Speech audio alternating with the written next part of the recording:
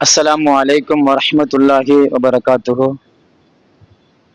الحمد لله الحمد لله الذي خص عباده الأخيار بالتوفيق فحصل لهم العز والفخار ومحى من قلوبهم ظلمة السوى وحب الأغيار وحباهم بالحلم والعلم والصفا من سائر الأقدار والصلاة والسلام على من توجه الله بتاج الوقار ونور بوجوده جميع الأقطار سيدنا محمد الحاثي على طاعة الغفار وعلى آله الأطهار وأصحابه الأخيار والسادات الأبرار أما بعد. وقال الله سبحانه وتعالى في محكم التنزيل والفرقان العزيز بعد أعوذ بالله من الشيطان الرجيم بسم الله الرحمن الرحيم وَلَنَبْلُوَنَّكُمْ بِشَيْءٍ مِّنَ الْخَوْفِ وَالْجُوعِ وَنَقْصٍ مِّنَ الْأَمْوَالِ وَالْأَنفُسِ وَالثَّمَرَاتِ وَبَشِّرِ الصَّابِرِينَ إلى آخر الآية. وقال نبينا بشير صلى الله عليه وسلم كل بني آدم خطاء وخير الخطائين التوابون. صدق رسول الله صلى الله عليه وسلم.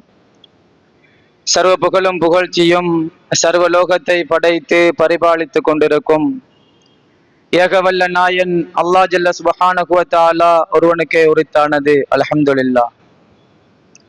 சாந்தியும் சமாதானமும் சத்திய தூதர் சன்மார்க்கத்தின் போதகர் எம் உயிருக்கும் உயிரான உயிரை விடவும் மேலான உத்தமநாதர் கண்மணி நாயகம் ஸல்லல்லாஹு அலைஹி வஸல்லம் அன்னவர்கள் மீதிலும் அன்னவர்களை துயர்ந்த தொடர்ந்த அனைத்து நல்லடியார்கள் மீதிலும் குறிப்பாக இந்த ஜும்மாவினுடைய விடயங்களை கேட்டு பயன்பெற வேண்டும் என்கின்ற நல்ல நிய்யத்தோடு இறை இல்லத்திலே இஅ்திகாஃபுடைய நிய்யத்தோடு அமர்ந்து கொண்டிருக்கும் நம் அனைவர்கள் மீதிலும் உண்டாகட்டுமாகவும் என்று வேண்டியதன் பின்னால் அல்ஹம்துலில்லாஹ்.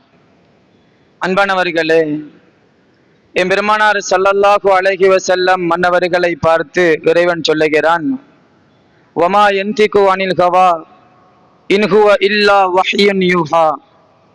பெருமானார் நாயகம் ஸல்லல்லாஹு அலைஹி வஸல்லம் அன்னவர்கள் ஏதாவது ஒரு விடயத்தை பேசினால் அது இன் ஹுவ இல்லா வஹ்யுன் யூஹா, அது இறைவன் கொடுத்த வகியே அன்றி வேறு எதுவுமாகவும் இருக்க முடியாது என்பதாக அல்லாஹ் பேசுகிறான். அப்படியானால் அல்லாஹுவும் அல்லாஹுவினுடைய தூதர் ஸல்லல்லாஹு அலைஹி வஸல்லம் அன்னவர்களும் எவைகளை எடுத்து நடக்குமாறு நமக்கு கட்டளை இட்டிருக்கின்றார்களோ அவைகளை எடுத்து நடப்பதையும், அதே போன்று எவைகளை விட்டும் தவிர்ந்து விலகி வாழ வேண்டும் என்று விலக்கி வைத்திருக்கின்றார்களோ அவைகளை விட்டும் தவிர்ந்து நாங்கள் வாழ்வதையும் முடியுமான அளவு முயற்சித்து கொள்ள வேண்டும். அதனை வசியத்தாக இறையச்சத்தை கொண்டு அச்சமூட்டி எச்சரிக்கை செய்து கொள்ளுகிறேன். இத்தகுல்லா, அல்லாஹுவை பயந்து கொள்ளுங்கள். அன்பானவர்களே, ஒரு முறை நபி மூசா அலைஹி ஸலாத்து வஸலாம் அன்னவர்களும் அன்னவர்களினுடைய பணிவிடையாளர் யூஷா இப்னு நூன் என்பவரும் ஒரு விடயமாக செல்லுகிறார்கள்.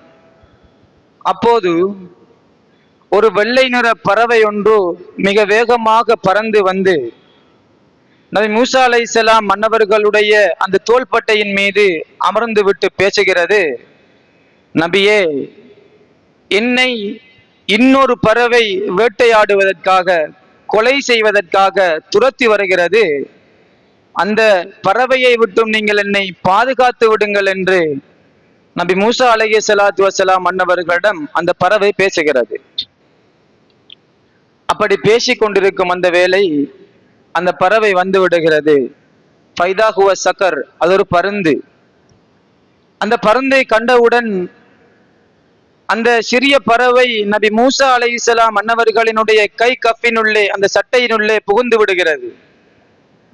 இதனை கண்ட மூசா அலைஹிஸ்ஸலாம் மன்னவர்கள் அந்த பருந்துக்கு முன்னால் நிற்கும் போது அந்த பருந்து பேசுகிறது, நபியே, லா தம்னனி அனி ஸைதி அன்ஹு, அந்த பறவையினை நான் வேட்டையாட வந்திருக்கிறேன், என்னை நீங்கள் தடுக்க வேண்டாம் என்று மூசா அலைஹிஸ்ஸலாம் அன்னவர்களை பார்த்து அந்த பருந்து சொல்லுகிறது. அப்பொழுது நபி அவர்கள் சொல்லுகிறார்கள், நீ அந்த பறவையை விட்டுவிடு, அந்த பறவைக்கு பகரமாக என்னுடைய ஆட்டு மந்தையிலே இருந்து ஓர் ஆட்டினை அறுத்து நான் உனக்கு உணவாக தந்து விடுகிறேன், நீ அதை உண்டு விடு என்பதாக நபி மூசா அலைஹிஸ்ஸலாம் அன்னவர்கள் சொல்லுகிறார்கள். ஆனால் அந்த பருந்து ஏற்றுக்கொள்ளவில்லை, மறுத்து விடுகிறது. எனக்கு அந்த பறவை தான் வேண்டும், அதைத்தான் நான் வேட்டையாடி சாப்பிடுவேன், நீங்கள் விலகிவிடுங்கள் என்று மூசா நபியை எதிர்த்து பேசுகிறது. நமக்கு தெரியும் நபி மூசா அலைஹிஸ்ஸலாம் அன்னவர்கள் எப்படிப்பட்டவர்கள் என்று. மலாய்க்காமார்கள் என்று பார்க்காமல் கூட கோபப்படுபவர்கள், கோபத்தினுடைய உச்சத்தை தொட்டவர்கள், ஆனால் பொறுமையோடு இருக்கின்றார்கள். மீண்டும் சொல்லுகிறார்கள், அப்படியா, என்னுடைய காலினுடைய உயர்ந்த பகுதி, தொடை என்று சொல்லுவோம் அல்லவா, அந்த பகுதியில இருக்கக்கூடிய இறைச்சியை நீ சாப்பிடு, அந்த பறவையை விட்டுவிடு. அப்பொழுதும் அந்த பருந்து மறுத்து விடுகிறது. கடைசியாக சொல்லுகிறார்கள், அந்த பருந்து கேட்கிறது, உங்களுடைய ஹதகத், உங்களுடைய கண் எனக்கு வேண்டும், உங்களுடைய ஆடும் வேண்டாம், உங்களுடைய காலும் வேண்டாம், உங்களுடைய பெருமதி மிக்க கண் தான் எனக்கு வேண்டும், அந்த பறவைக்கு பகரமாக நான் கண்ணை வேட்டையாடவா என்று நபி மூசா அலைஹிஸ்ஸலாம் அன்னவர்களிடம் அந்த பறவை, அந்த பருந்து எதிர்த்து பேசுகிறது. உடனே ஒப்புக்கொள்ளுகிறார்கள். அந்த சிறிய பறவைக்காக வேண்டி தான் சென்ற வேலையை விட்டுவிட்டு தன்னுடைய கோபத்தை அடக்கி கொண்டு அந்த பறவைக்காக தன்னுடைய கண்களை கொடுப்பதற்கு நபி மூசா அலைஹிஸ்ஸலாம் அன்னவர்கள் தயாராகி விடுகிறார்கள். அப்பொழுது அருகாமையில இருந்து இவைகளை உற்று நோக்கி கொண்டிருந்த யூஷா இப்னு நூன் அவர்கள் கேட்கிறார்கள், நபியே, அத்தஸ்தகிஃப அன்ஹாதா, இந்த விடயத்திலே நீங்கள் அந்த பறவைக்காக வேண்டி கண்ணை கொடுக்க போகிறீர்களா? இந்த சிறிய பறவைக்காக உங்களுடைய 2 கண்களையும் நீங்கள் கொடுக்கவா போகிறீர்கள் என்று அந்த பணிவிடையாளர் கேட்ட வண்ணமே அந்த 2 பறவைகளும் பறந்து விடுகிறது. அந்த சட்டை கையினுள்ளே இருந்த அந்த சிறிய பறவையும் துரத்தி வந்த பருந்தும் பறந்து விடுகின்றன. அப்படியே சற்று நேரம் அங்கே நிற்கும் போது 2 மலாய்க்காமார்கள் வருகிறார்கள். அதிலே ஒருவர் சையதுனா ஜிப்ரீல் அலைஹிஸ்ஸலாம், மற்றொருவர் மீகாயில் அலைஹிஸ்ஸலாம். அந்த இருவர்களும் வந்து மூசா அலைஹிஸ்ஸலாம் மன்னவர்களை பார்த்து சொல்லுகிறார்கள், அமரனா ரப்புனா லினுர்ஜர்ரிபன்னக, நபியே, உங்களுடைய பொறுமையை பற்றி சோதிப்பதற்காக, நீங்கள் எந்த விடயத்திலே பொறுமையாக இருப்பீர்களா இல்லையா என்பதனை இறைவன் சோதிப்பதற்காக இப்படி ஒரு சம்பவத்தை நிகழ்த்தினான் என்று அந்த 2 மலக்குமார்களும் தான் பறவைகள் போன்று வந்தார்கள் என்கின்ற விடயத்தினை சொல்லுகிறார்கள். அன்பானவர்களே, இந்த ஒரு வரலாறு நமக்கு எதை உணர்த்துகின்றது என்று நாங்கள் சற்று சிந்தித்தால், அல்லாஹ் ஜல்ல சுப்ஹானஹு வ தஆலா திருமறையில் சொல்லுகிறான், ஹலக்கல் மௌத்த வல் ஹயாத், இறைவன் மௌத்தையும் ஹயாத்தையும் படைத்தது ஏன் தெரியுமா? லியப்லுவக்கும், உங்களை சோதிப்பதற்காக. எப்படி? ஐயுக்கும் அஹ்சனு அமலா, உங்களிலே அமலால் அழகானவர் யார், உங்களிலே யார் நல்லமர் புரிவார் என்பதனை சோதிப்பதற்காக இந்த உலகத்தையும் உலகத்தில் வாழும் நம்மையும் படைத்ததாக இறைவன் சொல்லுகிறான். எனவே சோதனை என்பது எல்லோருக்கும் பொதுவானது, எல்லோரையும் வந்தடையக்கூடியது. ஆனால் என்னென்ன விடயங்களிலே சோதனை வரும், எப்படியெல்லாம் சோதனை வரும், எந்தெந்த காலங்களிலே சோதனை வரும் என்பதனை அல்லாஹ் ஜல்ல சுப்ஹானஹு வ தஆலா எல்லா விடயங்கள் குறித்தும் சொல்லாமல் இருந்தாலும் சில விடயங்களை மட்டுப்படுத்தி சொல்லி இருக்கின்றான். மேலே கண்ட குர்ஆன் வசனத்தின் பிரகாரம் இறைவன் சொல்லுகிறான், வல நபுலுவன்னக்கும் பிஷை, சில விடயங்களை கொண்டு நாங்கள் உங்களை சோதிப்போம்.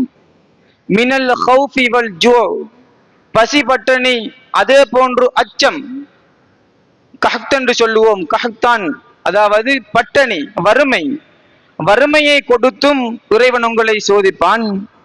அதே போன்று சில விடயங்களை, சில சம்பவங்களை நினைத்து அஞ்சி பயந்து வாழக்கூடிய அந்த நெருக்கடியான வாழ்க்கையை தந்தும் இறைவன் உங்களை சோதிப்பான். வனக்ஸிம் மினல் அம்வால், சொத்துக்களை குறைப்பதூடாக, வல் அன்புஸ் உயிர்களை குறைப்பதூடாக, வசமராத் பழங்கள் கனிவர்க்கங்கள் போன்ற விடயங்களை எல்லாம் குறைத்து தருவதன் ஊடாக அல்லாஹ் ஜல்ல சுப்ஹானஹு வ தஆலா உங்களை சோதிப்பதாக சொல்லுகிறான். எனவே எப்படி சோதனை வரும் என்பதனை இறைவன் சொல்லிவிட்டான். ஆனால் என்னென்ன காலங்களில் வரும் என்பதனை இறைவன் சொல்லவில்லை. அன்பானவர்களே, இந்த சோதனையை விட்டும் நாங்கள் கடந்து விட்டால், நக்சுல் அம்வால் சொத்துக்கள், ஒருவர் பரம்பரையாக பணக்காரராக இருந்திருப்பார், ஆனால் திடீரென அவரை ஏழ்மை சூழ்ந்து விடுகிறது. அல்லது குடும்பத்திலே கணவன் மனைவி உட்பட 7 பிள்ளைகளோடு வாழ்ந்திருப்பார், திடீரென அடுக்கடுக்காக 5 பிள்ளைகள் மரணம். அல்லது விவசாயத்திலே மேலோங்கி நல்ல ஒரு விளைச்சலை உற்பத்தியை கொண்ட ஒரு மனிதராக இருந்திருப்பார், திடீரென விவசாயத்திலே வீழ்ச்சி. இப்படியான விடயங்கள் எல்லாம் ஒரு மனிதனுக்கான சோதனைகள், அவனுக்கான சோதனைகள். அதை அல்லாஹ் ஜல்ல சுப்ஹானஹு வ தஆலா நமக்கு தந்து கொண்டே இருப்பான். நாம் விரும்பியோ விரும்பாமலோ பொருந்திக் கொண்டே ஆக வேண்டும். ஏன் தெரியுமா? பல சம்பவங்களை நாங்கள் இதற்கு உதாரணமாக பார்க்கலாம். ஒரு முறை ஒரு முஃமினான மனிதரும் ஒரு காஃபிரான மனிதரும் மீன் வேட்டையாடுவதற்காக செல்லுகிறார்கள். அவர்கள் இருவர்களும் சுபக்கத் என்று சொல்லுவார்கள், மீன் பிடிக்கின்ற வலை. அந்த வலையை எடுத்துக்கொண்டு ஒரு ஆற்றிலே வீச தயாராகிய நிலைமையில் அந்த காபிரான மனிதர் எதுக்குரு அஸ்மா ஆலிகத்திகி, அவருடைய கடவுள்கள் என்னென்னவெல்லாம் இருக்கின்றார்களோ அந்த அனைத்து கடவுள்களினுடைய பெயர்களையும் ஞாபகம் சொல்லி அந்த வலையை ஆற்றிலே வீசுகிறார். அதே போன்று இந்த முஃமினான மனிதரும் ரப்புடைய இஸ்மை பெயரை சொல்லி அந்த வலையை ஆற்றிலே வீசுகிறார். இருவர்களினுடைய மீன்பிடியிலும் வித்தியாசம். அந்த காபிரான மனிதருக்கு அதிகமான நிறைய மீன்கள் பட்டுவிடுகிறது. இந்த முஃமினான மனிதனுக்கு மீனே படவில்லை, மீனே பிடிபடவில்லை. மாலை நேரமாகிறது. அந்த காபிரான மனிதர் தன்னுடைய பையிலே கொண்டு வந்த அந்த அட்டையிலே பேக்கிலே மீனை நிரப்பி கொண்டு செல்வதற்கு தயாராகி கொண்டிருக்கின்ற நேரம் இந்த முஃமினான மனிதருக்கு ஒரே ஒரு மீன் பிடிபடுகிறது. அதுவும் ஃபல்தரபத், அவசரப்படுகிறார். அந்த மீனை கண்டவுடன் கொஞ்சம் ஆர்வத்திலே அவசரப்பட அந்த மீனும் மீண்டும் தண்ணீரிலே குதித்து விடுகிறது. அன்றைய நாள் எந்த ஒரு மீனும் அவருக்கு பிடிபடவில்லை. அவர் உண்மையான ஒரு முஃமினான மனிதர், இறைவனுடைய பெயர் கூறி மீன் பிடிக்க ஆரம்பித்தவர். ஆனால் அவருக்கு மீன் பிடிபடவில்லை. மற்ற மனிதரை பாருங்கள், காபிரான மனிதர். ஆனால் அவர் கெட்ட வழியிலே கெட்ட விடயங்களை முன்வைத்து அந்த தொழிலிலே ஈடுபட்டாலும் பல பிரயோசனங்களை அடைந்தார். இந்த விடயத்தை பார்த்து கொண்டிருந்த அந்த மலக்கு, ஒரு மலக்கு அருகாமையில் இருந்து உற்று நோக்குகிறார். இறைவனிடம் சென்று கேட்கிறார், யா அல்லாஹ், ஒரு சம்பவத்தினை நான் பூமியிலே பார்த்தேன். உன்னையும் உன்னை தவிர உள்ளவர்களையும் ஞாபகம் செய்து புகழ்ந்து தொழில் புரிபவர்களை நான் பார்த்தேன், வித்தியாசங்களையும் உணர்ந்தேன் ரப்பே என்று அந்த சம்பவத்தை இறைவனிடம் சொல்லி காட்டுகிறார். அப்பொழுது அல்லாஹ் ஜல்ல சுப்ஹானஹு வ தஆலா 2 இடங்களை, மன்சில்களை, அந்தஸ்துகள் பொருந்திய இடங்களை காட்டுகிறான். முதலாவது இடம் சுவர்க்கத்திலே. அப்பொழுது அவர்கள், அந்த மலக்கு சுவர்க்கத்தை பார்க்கிறார்கள். சுவர்க்கத்திலே ஒரு வீடு, ஒரு மாளிகை கட்டப்பட்டு அழகான வர்ணனைகள் எல்லாம் கொடுக்கப்பட்டு பல இன்பங்கள் எல்லாம் உட்புகுத்தப்பட்ட ஒரு அழகான நிம்மதியான மாளிகையை பார்க்கிறார்கள். பார்த்துவிட்டு பேசுகிறார்கள். அவர்களுக்கு விளங்கி விடுகிறது இது அந்த முஃமினுக்கான ஒரு பரிசு. அந்த மலக்கு பேசுகிறார்கள், துனியாவிலே உலகத்திலே அவர் கஷ்டப்படுவதெல்லாம் மறுமையினுடைய கூலிகளை வைத்து அளவிட்டு பார்த்தால் எதுவுமே கிடையாது. மறுமையினுடைய கூலிக்கு துனியாவினுடைய கஷ்டங்களை அளந்து பார்த்தால் அந்த கஷ்டங்கள் எதுவும் கிடையாது. அவர் கஷ்டப்படட்டும், இந்த உலகத்திலே அந்த மோமின் கஷ்டப்படட்டும். அவர் கஷ்டப்படும் காலமெல்லாம் அவருக்கான அந்தஸ்து சுவர்க்கத்தில் உயர்ந்து கொண்டே இருக்கின்றது என்பதனை அந்த மலக்கு புரிந்து கொள்ளுகிறார். மீண்டும் இன்னும் ஒரு இடம் காட்டப்படுகிறது. அந்த இடம் நரகத்திலே ஒரு கொடூரமான ஒரு இடம், பல பாவங்களிலும் நெருப்புகளால் சூழப்பட்ட பல அதாபுகள் வேதனைகள் கொட்டி குவிந்து கிடக்கக்கூடிய ஒரு இடம். அந்த இடத்தை யாருக்குரியதென்று அவர்கள் உணர்கிறார்கள்? அந்த காபிரான வசதியோடு வாழக்கூடிய அந்த மனிதருக்கு. சிந்திக்கிறார்கள் அந்த மலக்கு, இந்த உலகத்தில் எவ்வளவு வசதியாக இருந்தாலும் எவ்வளவு இன்பமாக வாழ்ந்தாலும் நரகத்தினுடைய ஒரு செகண்ட், ஒரு நிமிட வேதனைக்கு கூட அந்த இன்பங்கள் நின்று பிடிக்க முடியாது என்பதனை உணர்ந்து அந்த சம்பவத்தை கண்டதில் மகிழ்ச்சி அடைகிறார்கள் அந்த மலக்கு.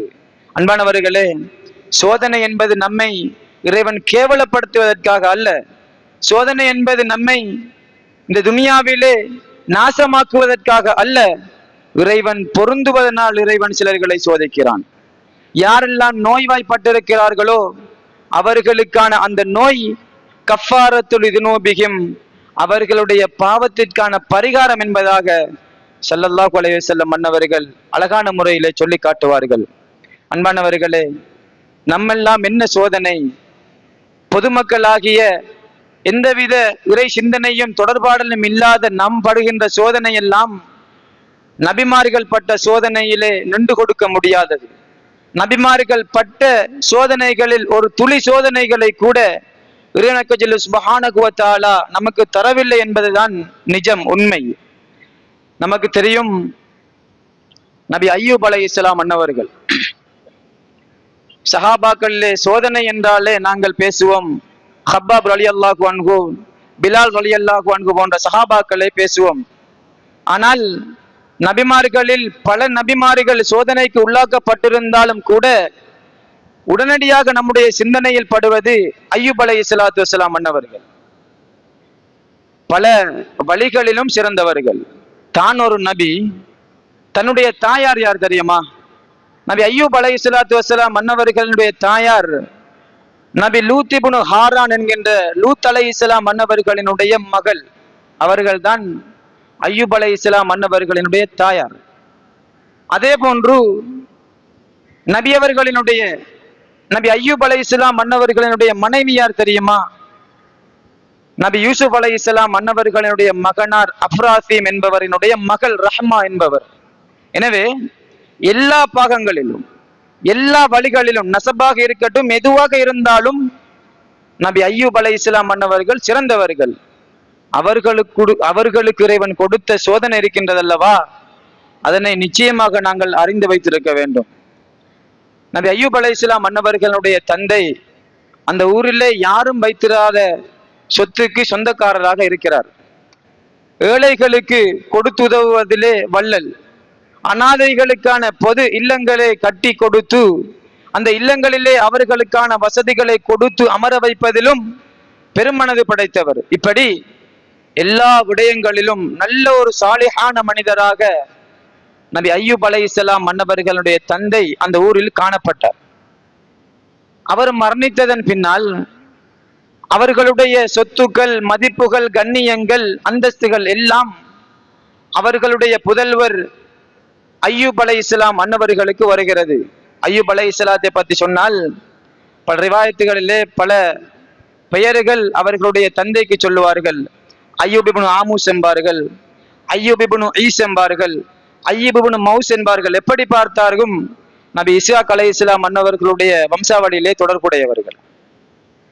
நபி அய்யூப் அலைஹிஸ்ஸலாம் அன்னவர்களுடைய இந்த நல்ல சிந்தனையும் நல்ல நடத்தையும் இறைவனுக்கு மிகவும் சந்தோஷமாக, இறைவனுடைய திருப்தியை அதிகப்படுத்தக்கூடியதாகவே இருந்து வந்தது.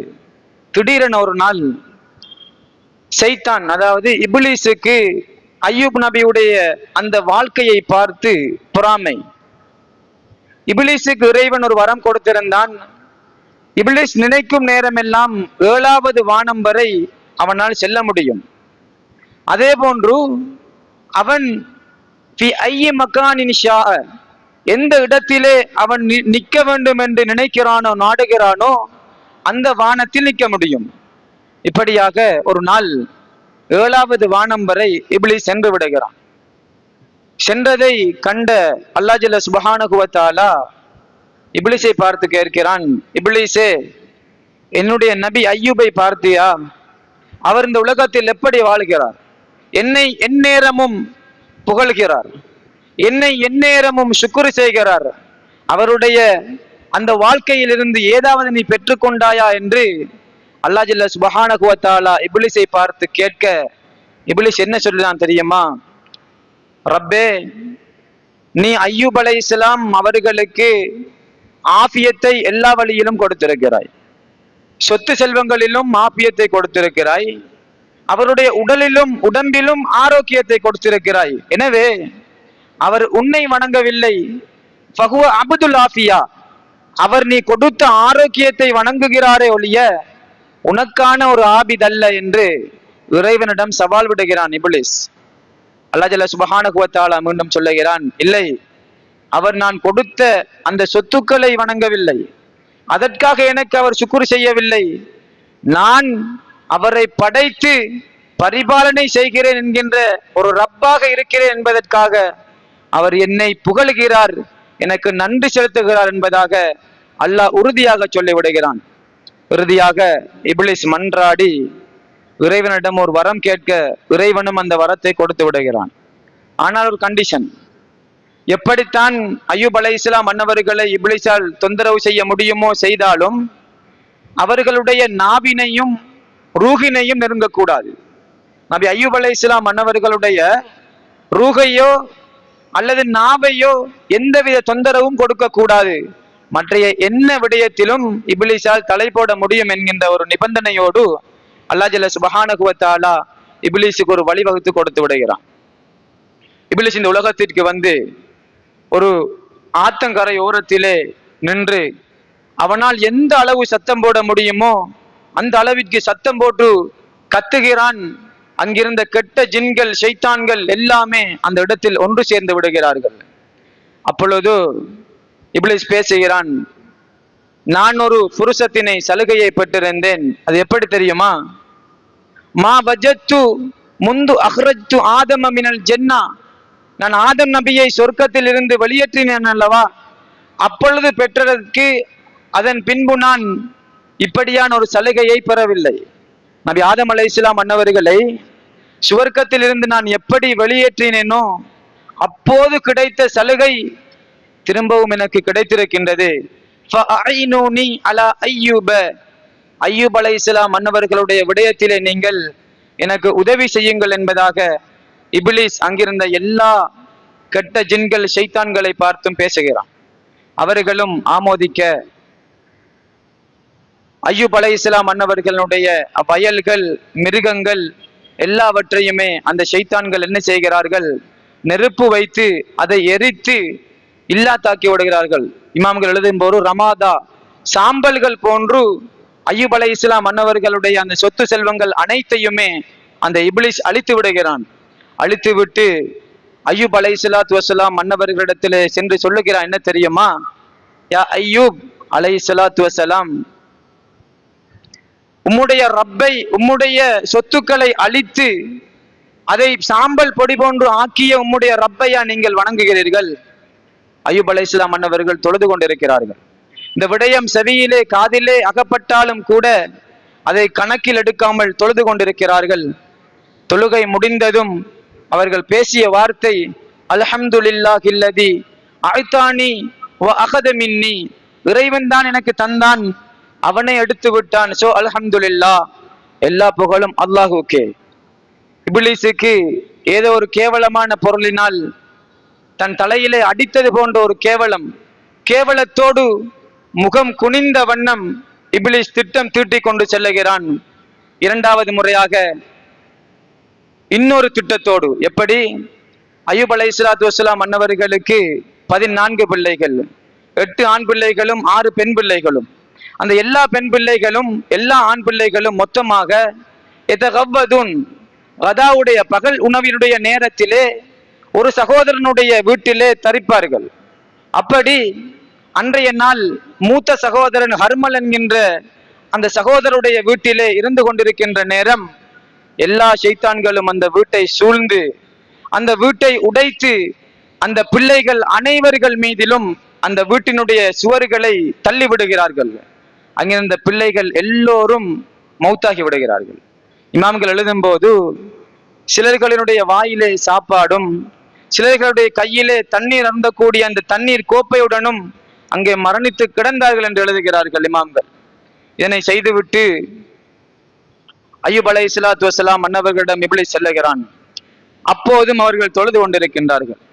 பேசுகிறான், யா அய்யூப் அத்தஅபுது ரப்பக கத் தரஹ அலா அவுலாதிகல் பைத ஃபமாது ஜமீஆ.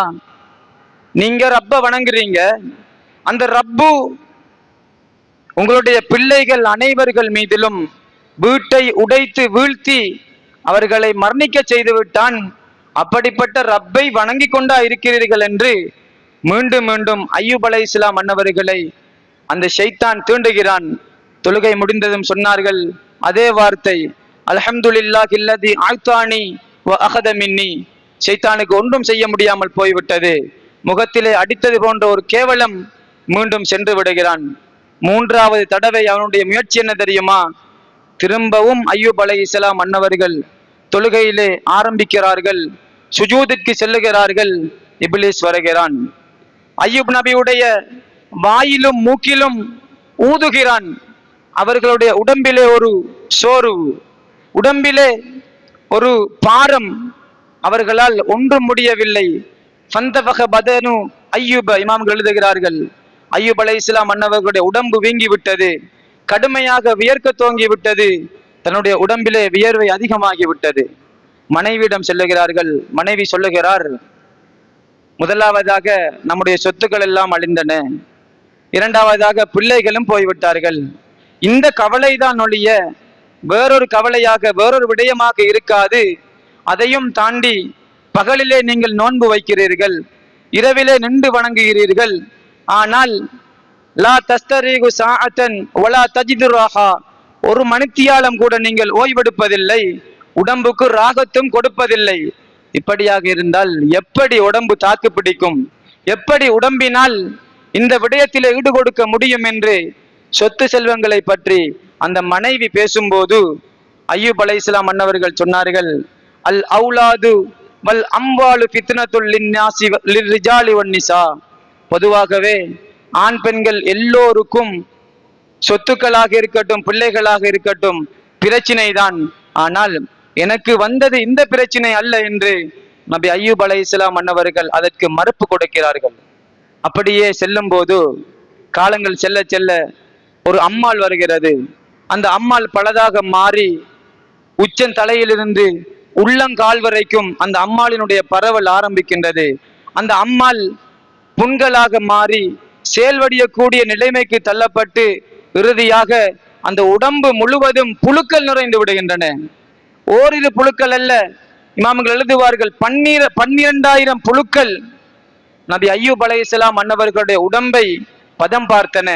அன்பானவர்களே, ஒரு நீண்ட ஒரு வரலாறு. இந்த வரலாற்றை பற்றி இன்னும் எவ்வளவோ பேசலாம், இருந்தாலும் பேச இயலாத ஒரு இடம் இது. அன்பானவர்களே, அய்யூப் அலைஹிஸ்ஸலாம் மன்னவர்கள் அப்படி நோய்வாய்ப்பட்டிருக்கின்ற போது அவருடைய நண்பர்கள் எல்லாம் விட்டு சென்று விடுகிறார்கள், உறவினர்கள் புறம் தள்ளி விடுகிறார்கள்.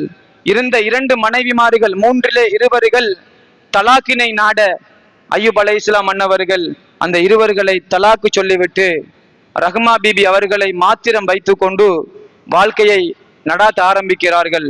அப்போது அங்கிருந்த மக்கள் எல்லாரும் புறம் தள்ள அய்யூப் நபியை தன்னுடைய மனைவியார் தோளிலே சுமந்த வண்ணம் அந்த ஊரை விட்டும் செல்லுகிறார்கள். செல்லும் போது இமாம்கள் எழுதுவார்கள், எப்படி தெரியுமா? புண்ணினுடைய அந்த செயல்கள் இருக்கின்றதல்லவா, ரஹ்மா பிபி அன்னவர்களினுடைய முகத்தினால் அப்படியே வடியும். அய்யூப் அலைஹிஸ்ஸலாம் அன்னவர்களுடைய புண்ணினால் வரக்கூடிய செயல்கள் ரஹ்மா பிபி அன்னவர்களுடைய ஆடையை நனைக்கின்ற அளவுக்கு பல காயங்களோடு பல விதமான நோவினைகளோடு அந்த பலாயினை அந்த சோதனையினை கடந்தார்கள் அய்யூப் அலைஹிஸ்ஸலாத்து வஸ்ஸலாம் அன்னவர்கள். அன்பானவர்களே, இது நீண்டு கொண்டே செல்லும். இறுதியாக முடிவை சொல்லுகிறேன். ஒரு நாள் அய்யூப் அலைஹிஸ்ஸலாம் அன்னவர்கள் சுபகு நேரம் உறங்கி கொண்டிருக்கின்றார்கள், படுக்கையில இருக்கிறார்கள். ஒரு சப்தம் கேட்கிறது, அய்யூப் எழும்பி நடந்து கொள்ளுங்கள். உடனே எழும்புகிறார்கள் படுக்கையிலிருந்து, காலை வைக்கிறார்கள். காலுக்கு கீழால் இருந்து நபஅல் மா, தண்ணி ஊற்றொண்டு வெளியேறுகிறது. மன்பா என்றால் தண்ணி ஊற்றெடுக்கும் இடம். அப்ப நபஅல் மா, தண்ணி ஊற்றெடுத்து அந்த தண்ணீரை எடுத்து தன்னுடைய மேனையிலே ஊத்துகிறார்கள். அவர்களுடைய மேனையில் இருந்த அனைத்து புழுக்களும் விழுந்து விடுகிறது. அதோடு புழுக்கள் அரித்து கொண்டிருந்த அந்த காயங்களும் விழுந்து விடுகிறது. மற்ற காலையும் எடுத்து வைக்கிறார்கள். அந்த காலினாலும் தண்ணீர் ஊற்று வழியாகிறது. அந்த தண்ணியை எடுத்து அருந்துகிறார்கள். அப்போது காயங்கள் எப்படி வழியானாலும் காயத்தினுடைய நோவினை உள்ளே இருந்தது. இரண்டாவது முறை அந்த நீரை எடுத்து அருந்திய போது உடம்பிலே இருந்த அனைத்து காயங்களும் இல்லாமல் போய் அனைத்து விதமான நோவினைகளும் அகன்று இறுதியாக ஒரு வாலிபனை போல இமாம்கள் எழுதுவார்கள், மனைவி ரஹ்மா பிபி அவர்களுக்கும் ஐயூப் அலைஹிஸ்ஸலாம் அன்னவர்களுக்கும் இளமை மீண்டு விட்டது. இளமை பருவத்திலே எப்படி இருந்தார்களோ அதே உற்சாகம் கிடைத்தது. இறுதியாக அந்த இருவர்களும் 26 பிள்ளைகளை பெற்றார்கள். அந்த சோதனையின் பின்னால் மீண்டும் ஒன்று சேர்ந்து சுமார் 26 பிள்ளைகளை பெற்றார்கள். பாருங்கள் சகோதரர்களே, 18 வருடங்கள் சோதனையின் பின்னால் ஒரு கணம் இறைவனுடைய வார்த்தையிலே எல்லா சோதனையும் அகன்று விடுகிறது. அல்லாஹ் ஜல்ல சுப்ஹானஹு வ தஆலா இன்ன மஅல் உஸ்ரி யுஸ்ரா, கஷ்டத்தின் பின்புதான் இலகு இருக்கின்றது என்று திருமறையில் பேசியது வெறுமனே வார்த்தைகளால் அல்ல, விடயங்களால் நாங்கள் சிந்திப்பதற்காக. இந்த உலகத்திலே நாங்கள் வாழும் வாழ்க்கையிலே எவ்வளவு கஷ்டம் வந்தாலும் ஒரு விடயத்தை நாங்கள் சிந்தித்து கொண்டே இருக்க வேண்டும். இந்த உலகம் ஃபானியா, அழிந்து விடக்கூடியது. ஆனால் பாக்கியத்தான மறுமைக்காக நாங்கள் பாடுபட்டால் மாத்திரமே நல்ல ஒரு முடிவினை எடுக்க முடியும். அதே போன்று பலாய் முசீபத்துகள் நம்மை வந்தடைந்தால் இறைவன் திருமறையிலே நான் ஆரம்பத்தில் ஓதிய வசனத்திலே பேசுகிறான், இதா அசாபத்துகும் முசீபா, சமூகத்தார்களுக்கு சோதனை வந்தால் காலு அவர்கள் என்ன சொல்லுவார்கள் தெரியுமா? இன்னா லில்லாஹி வ இன்னா இலைஹி ராஜியூன். எல்லாமே அல்லாஹ்வுடைய புறம். அது நன்மையோ தீமையோ எதுவாக இருந்தாலும் இறைவன் தந்தது, அல்ஹம்துலில்லாஹ். இந்த மக்களுக்கு நபியே ஃபபஷிரி சாபிரின், நன்மாராயணம் சுவர்க்கத்தை கொண்டு பஷாரத்து கூறுங்கள் என்பதாக அல்லாஹ் ஜல்ல சுப்ஹானஹு வ தஆலா அந்த வசனத்திலே முடித்து விடுகிறான். எனவே அன்பிற்கினியவர்களே, சோதனையின் போது நாங்கள் பாவிக்க வேண்டிய விடயம் அல்ஹம்துலில்லாஹ். சந்தோஷத்தின் போதும் அல்ஹம்துலில்லாஹ், என் நிலையிலும் அல்ஹம்துலில்லாஹ் என்று சொல்லி பாருங்கள். அல்லாஹ் ஜல்ல சுப்ஹானஹு வ தஆலா நம்முடைய முடிவை மாற்றி தர இருக்கின்றான். அதே போன்று இன்னும் ஒரு விடயம் முக்கியமாக பேசப்பட வேண்டும். சஃபர் மாதத்தினுடைய கடைசி புதன்கிழமையிலே ஒடுக்கத்து புதன் என்கின்ற ஒரு விடயம் இருக்கின்றது. ஒடுக்கத்தென்றால் அது தமிழிலே இறுதியானது, கடைசியானது என்று சொல்லுவார்கள். உண்மையிலேயே இந்த ஒடுக்கத்து புதன் குர்ஆனிலே சொல்லப்படுகின்றது என்றால் நிச்சயமாக சொல்லப்படுகின்றது. அல்லாஹ் ஜல்ல சுப்ஹானஹு வ தஆலா குர்ஆனிலே பேசுகிறான், இன்னா அர்சல்னா அலைஹிம் ரீகன் சர்சரா ஃபீ யௌமின் நஹ்ஸின் முஸ்தமிரின். ஹூத் நபியுடைய சமூகம், ஆது சமூகம் அவர்கள் மீது அல்லாஹ் ஜல்ல சுப்ஹானஹு வ தஆலா ஒரு வருட காலம் குளிரான காற்றை வீச வைத்தான். அந்த காற்றினால் அவர்கள் தலை வேறாக, காது வேறாக, கைகள் கால்கள் வேறாக பிரித்து துண்டு துண்டுகளாக ஆங்காங்கே வீசப்பட்ட வரலாறுகள் நமக்கு தெரியும். இந்த சம்பவம் நிகழ்ந்தது நஹ்ஸுடைய நாள். அதே போன்று பெருமானார் ஸல்லல்லாஹு அலைஹி வஸல்லம் மன்னவர்கள் ரபியுல் அவ்வல் பிறை 12 மறைந்தார்கள் என்பது நமக்கு தெரியும். அந்த இறுதிக்கட்ட சக்கராத்தினுடைய நோய் ஆரம்பித்ததும் சஃபர் மாதத்தினுடைய அந்த இறுதி புதன்கிழமையிலே தான். அதே போன்று தொழுநோய், குஷ்ட நோய் ஒன்று சொல்லுவார்கள், வெண்குஷ்டம், கருங்குஷ்டம். இந்த நோயினுடைய துவக்கம் இந்த புதன்கிழமையிலே இருக்கும் என்பதனையும் ஸல்லல்லாஹு அலைஹி வஸல்லம் அவர்கள் சொன்னார்கள். அதே போன்று ஹிஜாமத், ரத்தங்குத்தி எடுப்பதை இஸ்லாம் எந்த அளவு வரவேற்கின்றது என்பது நமக்கு தெரியும். அதே போன்று ஸல்லல்லாஹு அலைஹி வஸல்லம் மன்னவர்கள் புதன்கிழமையிலே ரத்தங்குத்தி எடுக்க வேண்டாம் என்று சொன்னார்கள். காரணம், புதன்கிழமையிலே தான் ஒரு மனிதனுக்கு அதிகமான நோய்கள் வருகின்றது. எனவே நஹ்ஸுடைய நாள் பலா உடைய நாள். நஹ்ஸை பற்றி இமாம்கள் சொல்லும் போது இப்னுல் முபாரக், இப்னு முந்திர் போன்ற இமாம்கள் ரஹ்மஹுமுல்லாஹ் சொல்லுவார்கள், நஹ்ஸ் என்பது பலாவுக்குரிய நாள், சோதனைக்குரிய நாள். நஹ்ஸ் என்பது ஷூமுக்குரிய நாள், கெட்ட சகுனத்துக்குரிய நாள். நஹ்ஸ் என்பது லுர்ருக்குரிய, தீங்குக்குரிய நாள் என்று அந்த நஹ்ஸுடைய நாளை பற்றி விளக்கமாக நம்முடைய இமாம்கள் சொல்லித் தருகிறார்கள். எனவே அன்பிற்கினியவர்களே, வருகின்ற புதன் சஃபர் மாதத்தினுடைய இறுதி புதன், ஒடுக்கத்து புதன். அந்த மாதத்தில் நாங்கள், அந்த நாளில் நாங்கள் என்ன செய்ய வேண்டும்? பொதுவாகவே நோய்கள் வந்தால் ஸல்லல்லாஹு அலைஹி வஸல்லம் அன்னவர்கள் குல்சூராக்களை ஓதி மருந்து ஷிஃபா தேடுவார்கள்.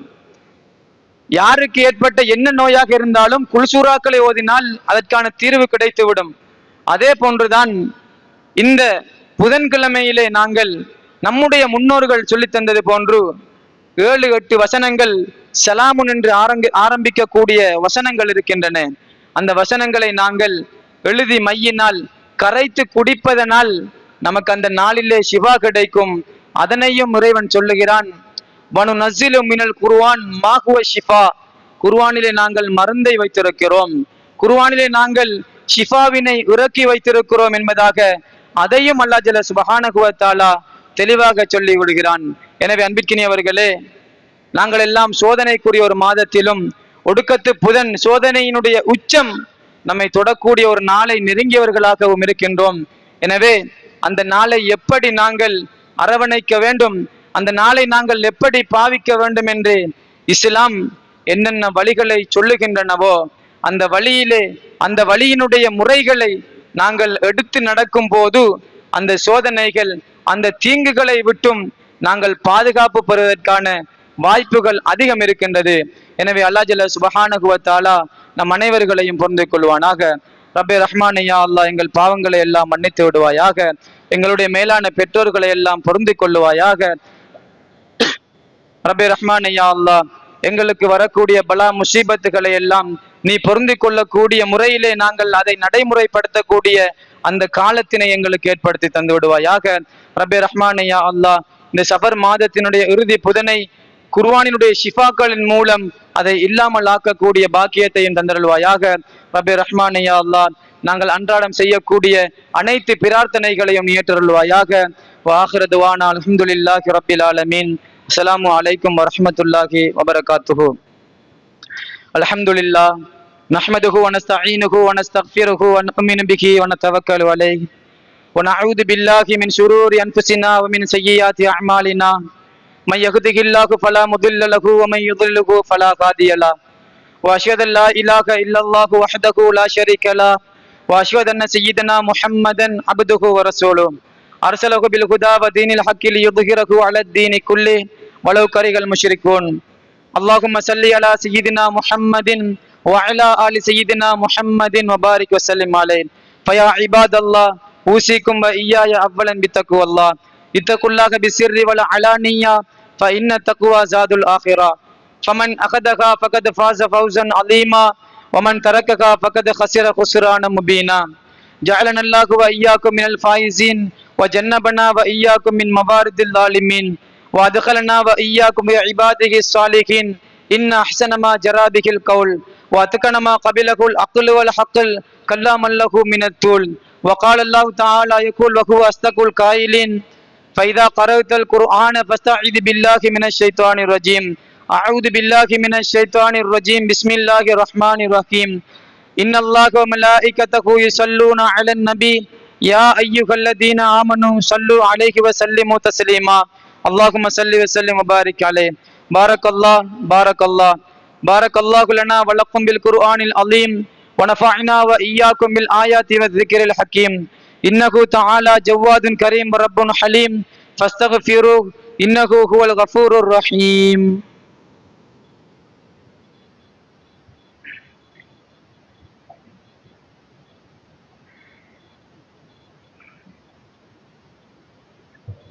الحمد لله نحمده ونستعينه ونستغفره ونؤمن به ونتوكل عليه ونعوذ بالله من شرور أنفسنا ومن سيئات أعمالنا. من يهده الله فلا مضل له ومن يضلله فلا هادي له. واشهد ان لا اله الا الله وحده لا شريك له الواحد المنان. واشهد ان سيدنا محمدا عبده ورسوله الصادق الامين. ارسله بالهدى ودين الحق ليظهره على الدين كله ولو كره المشركون. اما بعد. اللهم صل على سيدنا محمد وعلى ال سيدنا محمد وبارك وسلم عليه. ويا عباد الله اوصيكم واياي اولا بتقوى الله. اتقوا الله بالسر والعلانية فإن التقوى زاد الآخرة. فمن أخذها فقد فاز فوزا عظيما ومن تركها فقد خسر خسرانا مبينا. وقال الله سبحانه وتعالى في محكم التنزيل بعد أعوذ بالله من الشيطان الرجيم بسم الله الرحمن الرحيم قل هو الله أحد الله الصمد إلى آخر السورة. وقال نبينا بشير صلى الله عليه وسلم التائب من الذنب كمن لا ذنب له. صدق رسول الله صلى الله عليه وسلم. اللهم ارض عن الخلفاء الراشدين القائمين المهديين أفضل البشر بعد الأنبياء والمرسلين سيدنا أمير المؤمنين وإمام المتقين أبي بكر الصديق رضي الله تعالى عنه وعن أمير المؤمنين وإمام المتقين مزين المنبر والمحراب سيدنا عمر بن الخطاب رضي الله تعالى عنه وعن أمير المؤمنين وإمام المتقين جامع القرآن وكامل الحياء والإيمان سيدنا عثمان بن عفان رضي الله تعالى عنه وعن أمير المؤمنين وإمام الأشجعين أسد الله القهار سيدنا علي بن أبي طالب رضي الله تعالى عنه وعن ستة الباقين من عشرة المبشرة رضي الله تعالى عنهم وعن عمي رسول الله صلى الله عليه وسلم حمزة والعباس رضي الله تعالى عنهما وعن الزهراء البتول فاطمة بنت الرسول رضي الله تعالى عنها وعن سبتين شهيدين سيدي شباب أهل الجنة الحسن والحسين رضي الله تعالى عنهما وعن سائر أزواج النبي صلى الله عليه وسلم وارض عنا معكم برحمتك يا أرحم الراحمين. اللهم اغفر للمؤمنين والمؤمنات والمسلمين والمسلمات الأحياء منهم والأموات إنك قريب مجيب الدعوات ويا قاضي الحاجات. اللهم أعز الإسلام والمسلمين وأذل الشرك والمشركين ودمر أعداءنا وأعداء الدين فانصرنا على القوم الكافرين. اللهم اجرنا من النار اللهم اجرنا من النار اللهم اجرنا من النار. اللهم لا تشوي خلقنا بالنار ولا تجعلنا من حطب النار فإنها بئس الدار وبئس المثوى وبئس القرار. ربنا اغفر لنا ولإخواننا الذين سبقونا بالإيمان ولا تجعل في قلوبنا غلا للذين آمنوا ربنا إنك رؤوف رحيم. عباد الله إن الله يأمركم بالعدل والإحسان وإيتاء ذي القربى وينهى عن الفحشاء والمنكر والبغي يعظكم لعلكم تذكرون. اذكروا الله العليم الجليل الجبار يذكركم ويزيدكم ويهديكم ولذكر الله أكبر والله يعلم ما تصنعون.